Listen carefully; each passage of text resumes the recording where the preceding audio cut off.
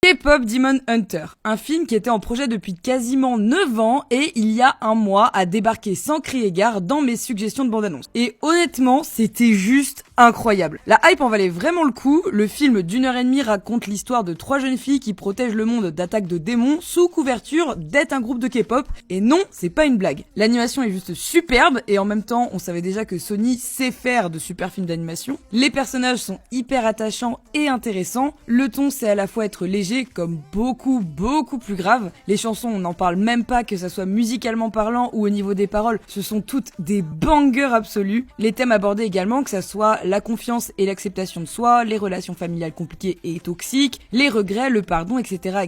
Tout est d'une justesse vraiment très touchante. Les différentes dynamiques entre les personnages sont également très bien écrites, que ça soit la relation entre les Huntrix ou encore celle entre Rumi et Jinwoo. Putain de tout bordel. Et puis franchement, faut avouer que c'est beau. Mais qu'est-ce que c'est beau!